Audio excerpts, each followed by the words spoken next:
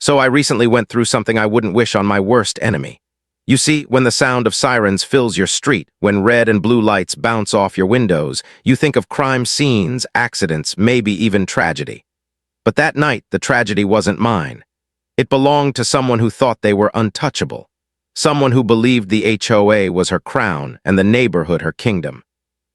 Her name was Karen Lance. And the nightmare began not with a knock, not with a phone call, but with a sound, a strange, mechanical whine that rose in the air like a swarm of 1,000,000 angry mosquitoes. At first, I ignored it. My attention was locked on something far more important. In my home office, papers spread across my desk like battle plans. I was on the line with Arthur Davies, a senior investigator for the state attorney's office. My voice was steady, deliberate, carrying 3 years of evidence, cooked books, falsified invoices, embezzlement buried beneath HOA jargon and fake contracts, all of it tied to Karen. I had the numbers, the spreadsheets, the proof. I was seconds from delivering the final blow that would bring her empire crumbling down. My heart was calm, focused. This was the moment I had waited for. But then the whine grew louder. I frowned, mooting the phone. "Hold on a second, Mr. Davies," I said, trying to mask my irritation. I glanced out the window, and that's when my breath caught in my chest. 4 black drones descended from the sky, each the size of a dinner plate. Not toys, not hobby drones, police drones. Matte black, stenciled with shields, glowing with cold red lights. They formed a perfect diamond around my house, cameras locking onto every angle. My wife, Heather, stepped onto the back porch, shielding her eyes from the afternoon sun. Her face shifted from curiosity to pale, silent fear. And then the sirens began. They cut through the quiet street like blades. Closer, closer, until red and blue strobed against the blinds.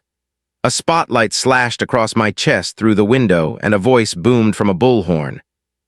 "Hands where we can see them, sir." I froze, phone still pressed against my ear, heartbeats slamming like a drum. What was happening? Why were police surrounding my home? Neighbors' doors creaked open. Faces peeked out. Confusion, fear, curiosity. And in that chaos, my phone buzzed with a text from Uncle Jimmy. 3 words, "What did you do?" Attached was a link. I clicked. And there it was, a Facebook live stream. Broadcast not just to the neighborhood, but to anyone who would listen. The footage was from one of the drones hovering above my driveway, and beneath it was a caption written by Karen herself. "Pray for my son Trevor, victim of emotional distress at the hands of a cruel neighbor who is violating the HOA's youthful desires provision. Police are now on scene to restore justice for my baby boy." My jaw went slack. Youthful desires provision, that wasn't in any bylaws, that wasn't real. But there in the frame, sprawled across my lawn like a wounded soldier, was Trevor, Karen's 15-year-old golden boy. A can of Monster Energy drink clutched to his chest. Fake tears streaked down his face. He groaned, flailed, exaggerated. And then the camera zoomed in. The sun caught a bent butter knife glinting in the grass. Right beside it, a fresh scratch on the chrome of my Harley. My Harley, my pride, my sanctuary, my one escape from the suffocating rules of Eagle's Landing. My gut turned cold. I replayed the feed. Trevor wedging that butter knife under the ignition, eyes wide with panic when the alarm chirped, chrome screeching in protest. A $1,200 scar gouged into the paint. And now he was lying in the grass pretending to be a victim. I felt the fury crawl through me like fire. She hadn't just sent drones. She hadn't just called the cops. She staged her son on my lawn, framed me in front of my neighbors, and tried to rewrite reality, all while I was on the phone with the state attorney exposing her for fraud. It was audacious, it was vile, it was Karen Lance. "Mr. Davies," I whispered, voice tight, breath shaking. "Are you still there? Are you watching this?" On the other end of the line, silence stretched, and then a slow, deliberate voice. "Oh, I'm watching, and I'm recording. Tell me, son, does your security system cover your driveway?" A slow, grim smile spread across my face. She thought she'd cornered me, but she hadn't. Karen had just lit the fuse herself. And the match was in my hand. Everyone remembers the moment when their dream starts to crack. For Heather and me, it wasn't when the police drones descended, or even when Trevor staged his little play. No, the crack began years earlier with something as small, as harmless, as innocent as a birdhouse. It was the spring after we moved into Eagle's Landing. Heather had painted the little thing herself, bright blues, cheerful yellows, a splash of red on the roof. She hung it on the old oak tree in our front yard, smiling the way she did when life felt whole, simple, and good. 2 days later, we got a certified letter. Violation, unauthorized decorative structure, $50 fine. Heather's shoulders slumped as she read it. "But it's just a birdhouse," she whispered. "It makes the yard happy." I laughed it off at first. $50 for a birdhouse? Ridiculous. But what crushed Heather lit a fuse in me. At the next HOA meeting, I showed up, documents in hand, ready to be reasonable. Across the folding table sat Karen Lance. Bright pink blouse, clipboard in hand, eyes cold as glass. "The covenants don't forbid birdhouses," I pointed out. Her lips curled. "The Architectural Review Committee has final say on all exterior matters, and as head of that committee, I say it's an eyesore. Pay the fine." That was the first time I saw it, the throne she thought she sat on, the kingdom she believed she ruled. And I knew then this wasn't about rules, it was about power. I refused to pay. 50 became 100, 100 became 2, late fees, legal processing charges, numbers pulled from thin air, every letter stamped with her smug authority. Heather begged me to give in. "It's not worth it," she said softly. "Just pay her, move the Harley inside, let it go." But I couldn't, not when I saw her face fall every time another letter came. Not when I knew she was bleeding neighbors the same way, fines for wreaths, for grass a shade too green, for leaving trash cans out 10 minutes too long. Everyone whispered, no one fought. Fear kept them quiet. But I'm not built to bow to bullies. And that's when Karen set her sights on my Harley. That bike wasn't just steel and chrome. It was my history rebuilt with my own hands. It was freedom, individuality, noise, everything she hated. The notices piled up. Unapproved vehicle visible from the street. Fluid drips lowering property values. Fabricated nonsense, each one more absurd than the last. It was a war of attrition, and she was relentless.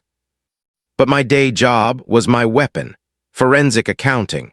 Patterns, numbers, needles in haystacks of ink and lies. I could smell a cooked book before anyone else even noticed the smoke. So I did what I do best. I dug.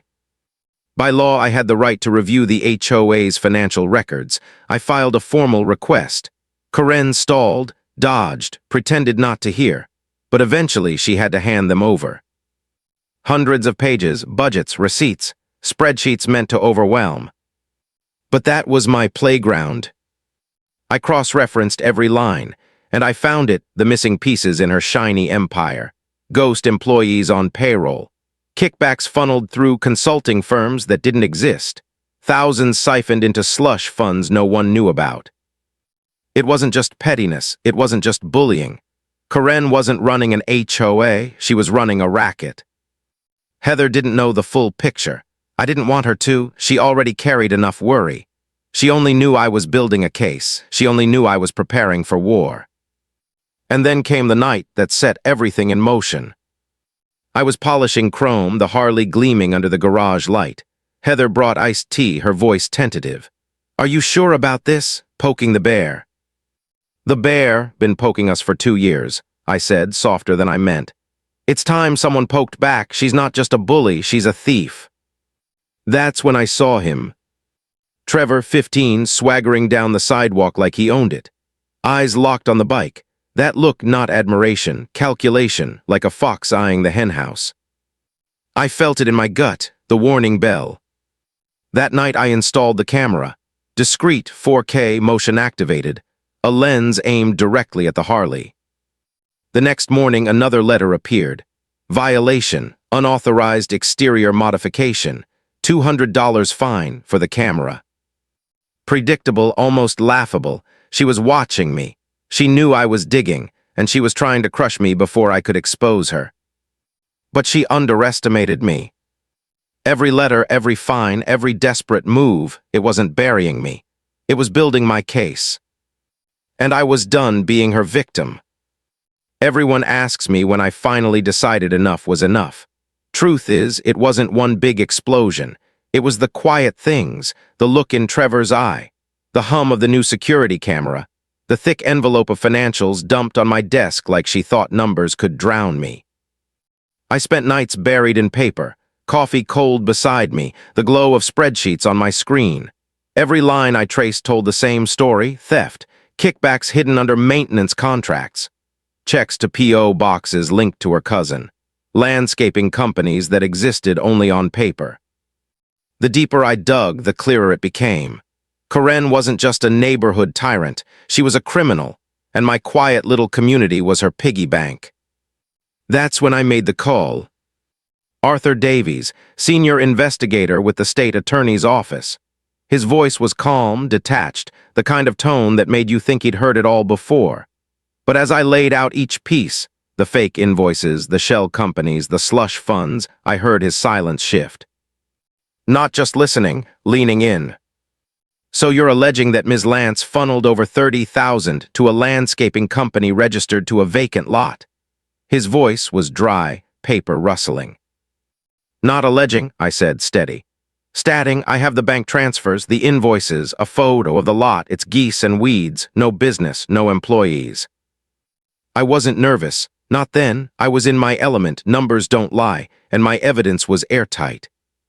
Heather tiptoed in with coffee, her hand brushing my shoulder, her eyes asking without words, "How's it going?" I gave her a nod. She smiled, small but brave, and slipped back out. That little squeeze of loyalty steadied me. I was doing this for her, for us, for the quiet life we'd built that Karen had tried to poison. I pressed on, the no-bid contracts, the cash withdrawals, the vague consulting fees that traced back to her brother-in-law. She's using the HOA as her personal ATM, I said. That's when I heard it again. The wind. Low at first, then louder, a vibration crawling through the glass of my window. "Hold on, Mr. Davies," I muttered, mooting the phone. I walked to the blinds, pulled them back. And my stomach dropped. 4 drones, black shells, glowing eyes, police stenciled in white, hovering in formation around my house. For a second, I couldn't breathe. Had she found out? Did she know I was on this call?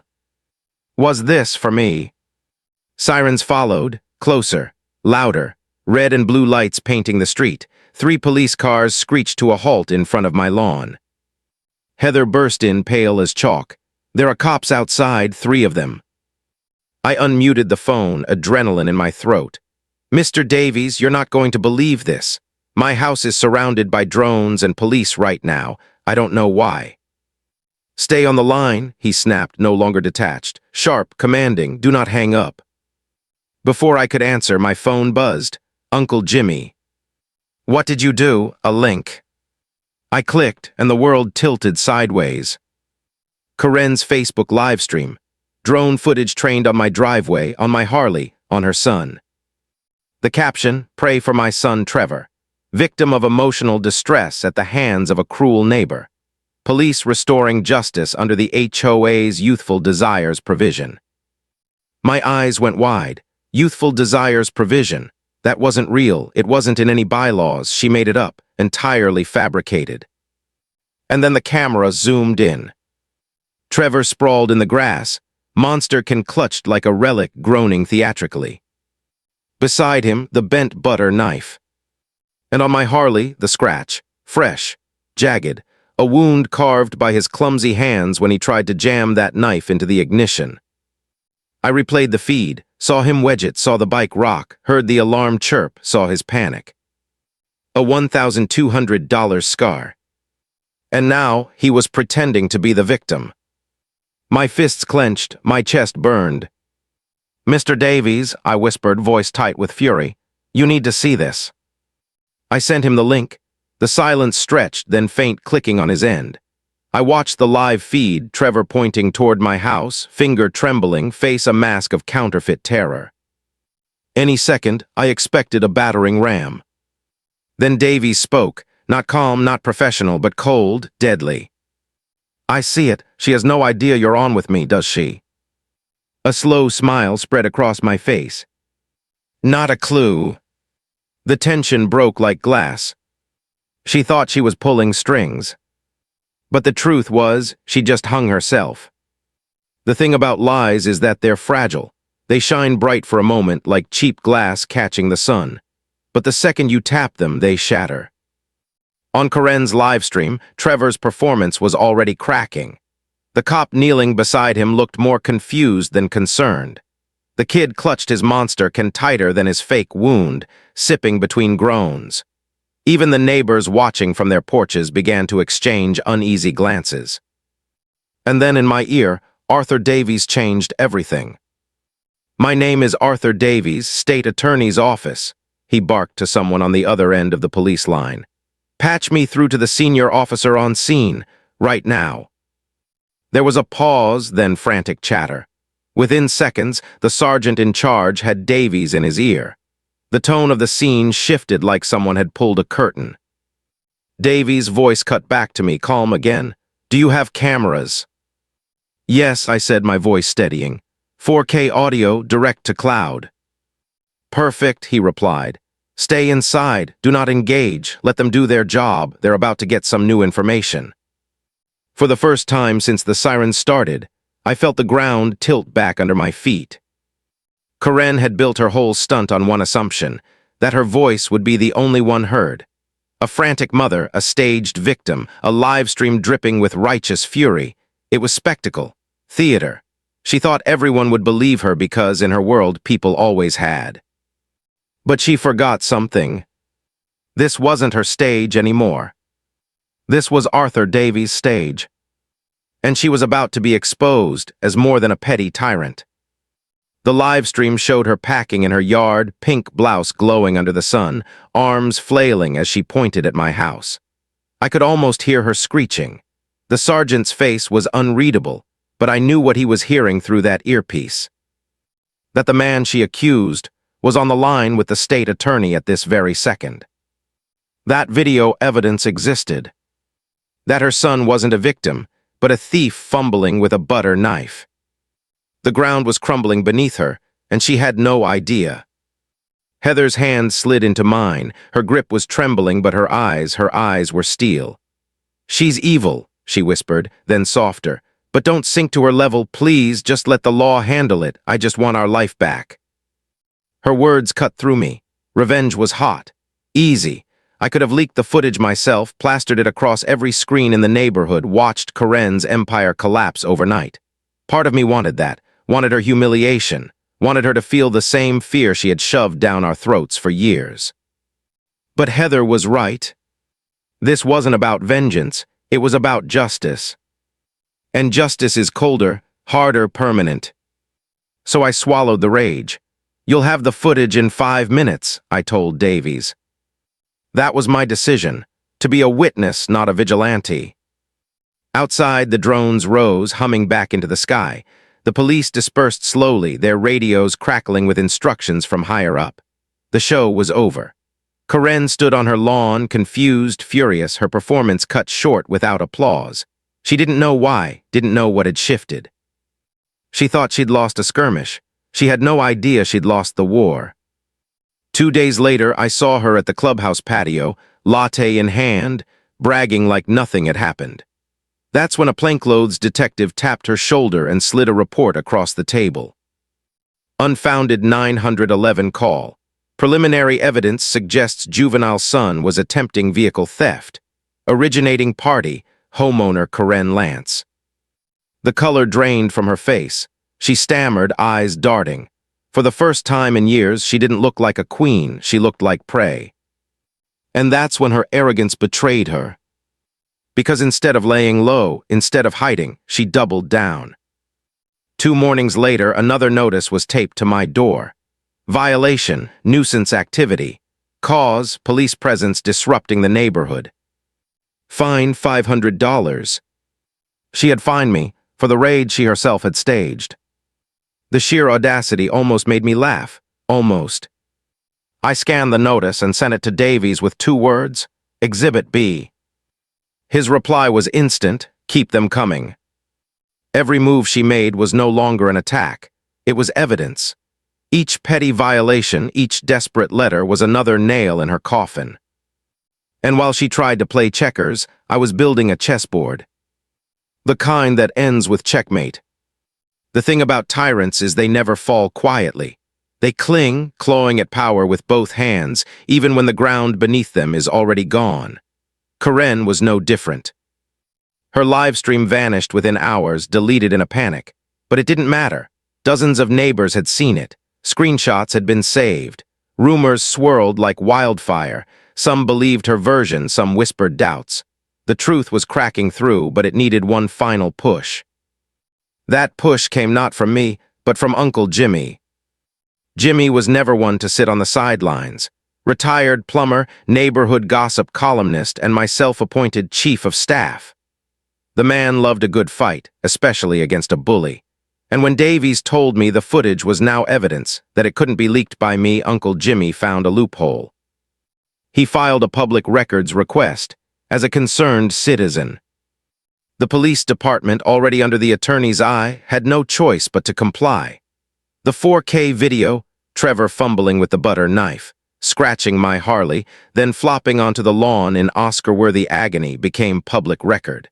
And Jimmy knew exactly who to give it to. A hungry young reporter at the local news station.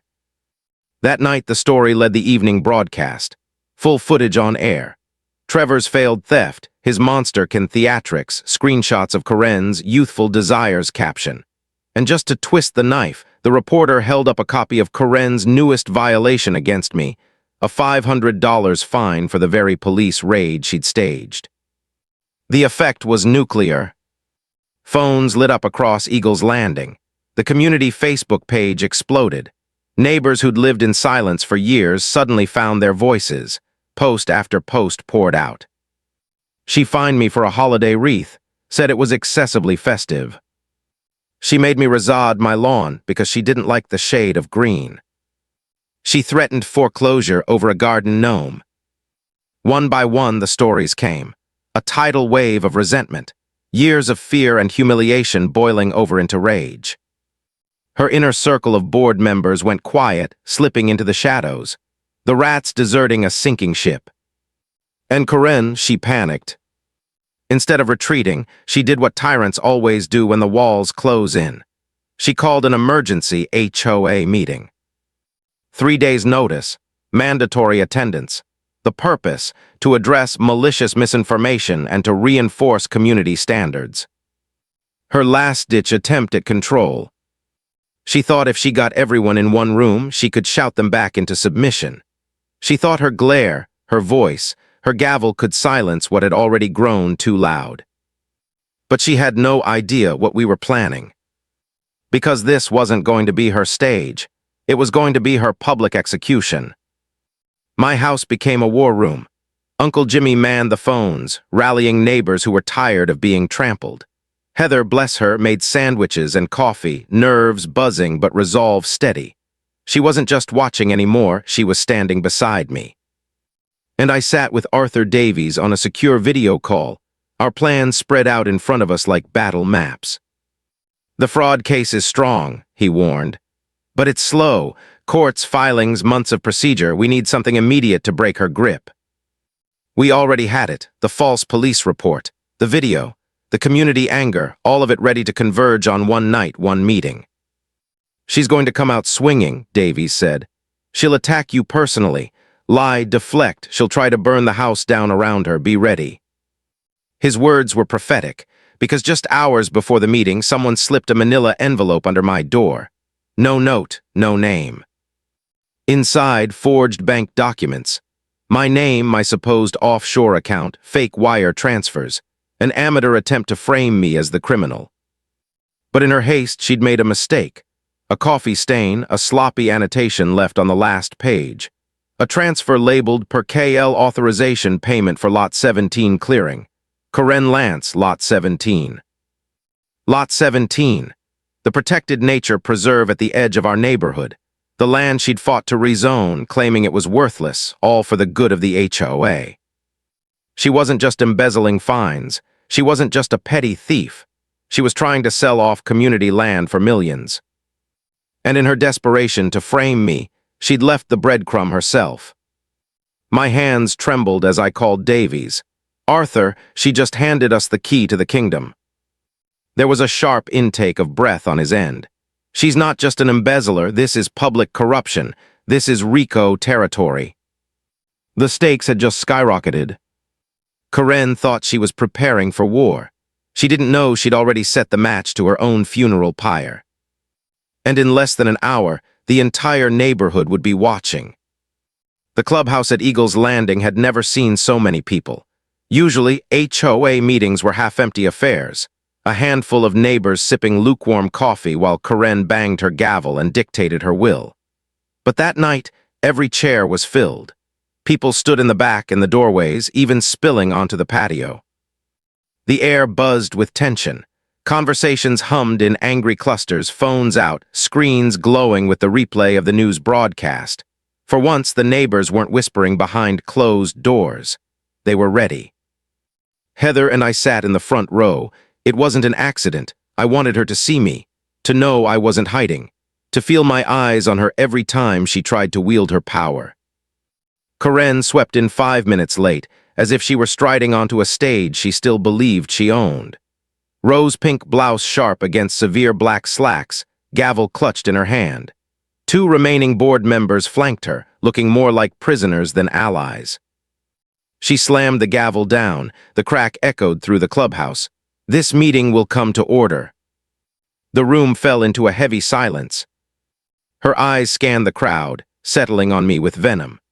As you all know, lies and slander have been spreading through this community, orchestrated by one disgruntled resident. She didn't say my name. She didn't need to. Every eye in the room turned toward me. She launched into her speech, 10 minutes of gaslighting polished to a blade. She painted herself as the tireless servant, the selfless leader, the victim of an ungrateful mob. The news report, fake. The footage, doctored. My accusations, a witch hunt. And then she reached for her trump card. This isn't about a motorcycle or a fine, she declared, her voice dripping with triumph. This is about a man hiding his own crimes. She lifted the manila envelope, the forged bank statements, held them high, the fluorescent lights bleeding through the cheap paper. These documents, provided by a concerned whistleblower, show that the very man accusing me is himself involved in serious financial misconduct. Gasps rippled across the room.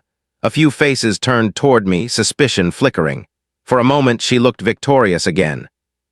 She turned, smirk fixed on her lips. Do you have anything to say for yourself? I stood slowly. The silence deepened. Every heartbeat in the room seemed to echo against the walls. I do, Karen. My voice was calm, measured, each word deliberate. First, those documents are forgeries, and not very good ones. That account number, too many digits, the bank logo, pulled straight from Microsoft Paint. Laughter rippled through the crowd, nervous then growing. Her smirk faltered. But here's the thing, I continued, my tone sharpening. While you were busy faking evidence against me, you made a mistake. I lifted my own copy of the documents. On the last page, you left a little note, a transfer to Silver Creek Development Group, payment for Lot 17, authorized by you. The color drained from her face. Lot 17, I said louder now. Our community nature preserve, the land you claimed was worthless, the land you tried to rezone. Turns out you weren't protecting this neighborhood. You were trying to sell it. Murmurs erupted. Neighbors gasped, shouted, rose to their feet. The tide was turning, surging, sweeping through the room like a storm. Karen's mouth opened and closed. That's not. And then the back doors swung open. 2 men in dark suits stepped inside, badges gleaming. Behind them, Arthur Davies. He raised his voice, calm but carrying like thunder.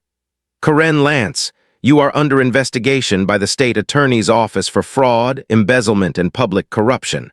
I strongly advise you to stop talking. The room exploded, shouts, gasps, phones lifted high to record. Karen froze at the podium, eyes wide, gavel trembling in her hand. Her board members shrank back, their faces pale. And then Uncle Jimmy, bless him, climbed onto a chair and bellowed, "I believe there's a motion on the floor. A vote of no confidence in President Karen Lance. All in favor, say aye." The roar shook the walls. Aye. It was unanimous. A tidal wave of voices, years of fear broken in a single moment. I looked at Karen's face.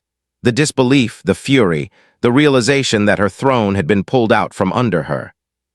Her reign was over. And she didn't even know the worst was still coming. Chaos doesn't always roar. Sometimes it's a silence so heavy it crushes the air out of a room.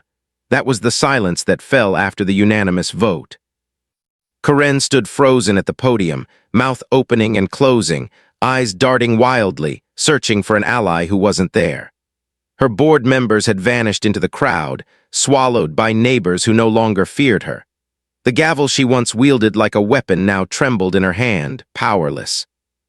But the real collapse hadn't even started yet. Because in her panic, Karen had tried one last trick. She slipped forged documents under my door, thinking she could flip the narrative, frame me as the criminal. But in her arrogance, she'd left a breadcrumb.